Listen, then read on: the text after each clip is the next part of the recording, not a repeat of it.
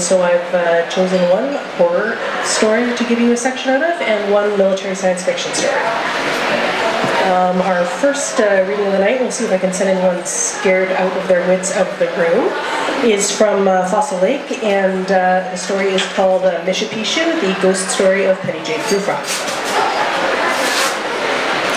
At the beginning of our story, Penny, who is 12 years old, finds a fossil in the swimming area of her summer camp.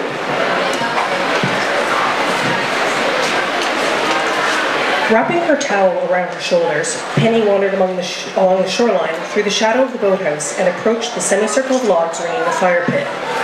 Penny's favorite time of day was sunset, when campers gathered here to perform skits and sing songs while the sun slowly slid into the lake. Then, just before they went back to the cabins to sleep, the counselors told them a scary story. Mid-afternoon was the wrong time of day for scary stories, but the fire pit was deserted now, and there was no one to think it strange if a 12-year-old girl sat all by herself talking to an ugly little critter encased in stone. Penny sat on the log nearest the fire and placed the shale on her lap. Her index finger stroked the back of her silent companion. Now that it's here, it has to know the stories. That side of the boathouse is the swimming area, Penny said as she pointed, but this side is Leech Beach. We never swim in this water.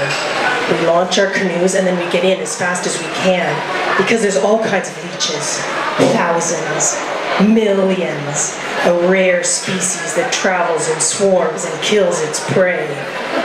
If you get enough leeches on you, they'll drink you dry until all that's left is a floppy bag of skin. Once there was a kid who flipped his canoe and had to go to the hospital for blood loss. They barely saved him in time. So when we swim, we always stay on the right side of the boathouse, where we'll be saved from the... An ugly, tainted flavor rose up in her throat as an idea wormed its way into her mind. What exactly stopped leeches from crossing over into the swimming area? How many leeches could there even be in one lake? Maybe the camp just didn't want kids swimming out of bounds or goofing off in the boat launch area. The camp didn't dredge the bottom there either, and the waters that bordered the roped-off swimming area were peppered with sticks and sharp rocks and who knew what else. Penny clutched her fossil and wondered how many more there might be out there in the leech zone. She briefly considered climbing onto the boathouse deck and sticking her legs in the water and waiting to see if she really got leeches on her. But she'd be sorry if the leech swarms were real. She told her new friend about the knife-wielding murderers who sometimes escaped from the penitentiary on the other side of the lake. She told it about poisonous spiders the size of dinner plates that spun their webs in the old rec hall, and how those webs were big enough to catch rabbits, maybe dogs. One of the counselors swore they were bigger every year, and it was only a matter of time before some rule-breaking camper got in real trouble. She told it about the Lat Monster. Not that anyone was actually afraid of the Lat Monster. The Lat Monster's tale was told every summer because it was just such a disgustingly hilarious idea.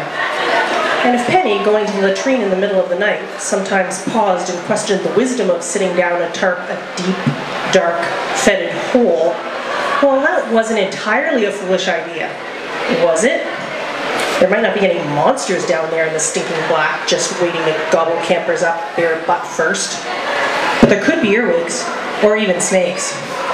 It never hurts to shine your flashlight down the hole before you sit, just in case.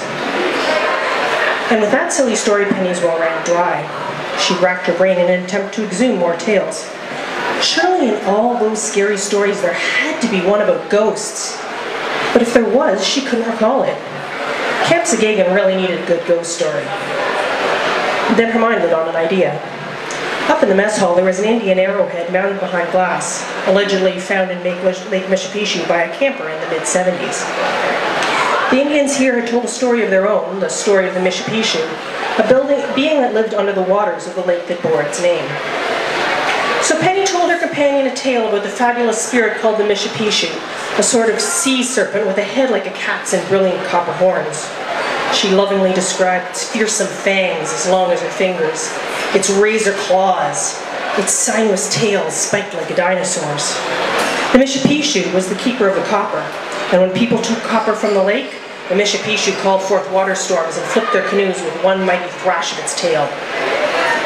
Then Penny fell silent because this story had no end.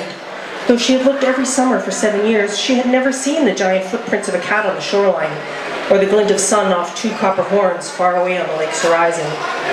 The Indians had all vanished from this place, and maybe they had taken the Mishipishu with them. Maybe the Mishipishu, like everyone else, had grown up and moved on. Clenching her jaw, Penny said defiantly, "And the Mishipishu lives right in our swimming area.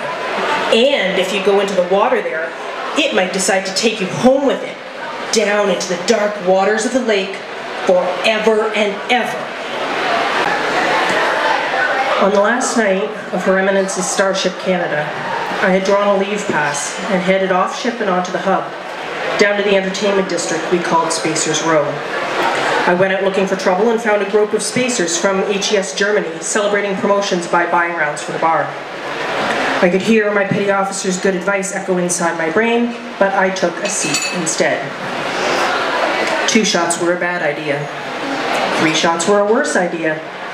4 shots were the freaking best idea. Somewhere around 7 or 8, I developed a suspicion that I might have trouble getting to work tomorrow, so I ordered up another. Somewhere around 9 or 10, I realized I was really in trouble. I suspect that was the same point in the evening when Penny Officer First Class Marissa Monteresi arrived and found me 3 sheets to the wind, intent on plowing my military career as deeply into the gutter as I could. I cannot recall if I was thankful for the assistance or resentful of being caught. I lie awake and spin fantasies in which I imagine I remember being grateful. In truth, my memory shattered hours before Marissa found me, and I have salvaged only pieces from my dreams. For example, I don't remember how I got to the bathroom, though I have perfect recall of my forehead pressed to cool porcelain and a dampness under my calves that I hoped was just water. I cling to a fragment that is Marissa's voice talking to me through the door of my stall. "Janica, are you okay in there?" I tried to tell her I was fine and threw up again. I possess another fragment that is Marissa talking to someone else, though I cannot remember who. I think Janica's in trouble. Help me get her home. The next shard is pure emotion, stubbornness and shock and shame. I have vague recollections of telling Marissa and the others that I was fine. They argued with me. I lied and said I had another ride home because Marissa had done more than enough to cover for me already. I had neither deserved nor wanted a squad leader who would do so much to protect me from the dishonorable discharge I deserved. One last fragment has jagged edges and cuts me in my sleep. "You have my call, my dad. If you need me, call me. Okay?" Not okay. "Promise?" I wiped my mouth on toilet paper and promised. That promise, at least, I keep. Now, in the middle of the night, I open my purse com and dial a number I know by heart. "You've reached Petty Officer First Class Marissa Monteresi. Please leave your message and I'll get back to you when I can." It's surprising that 50 years later, the communications company hasn't reassigned Marissa's number, by which I mean it's no surprise at all. Unknown suits in the War Department have made arrangements to keep the number active and preserve that message for posterity, to maintain the lifeline that keeps me going, keeps me killing colonials year after year. Some nights I want to thank the people who've let me keep my promise all those years. Other nights, like tonight, I want to punch them instead. I stay up late until I see the sun dawning on the 50th anniversary of a day that still lives in notoriety.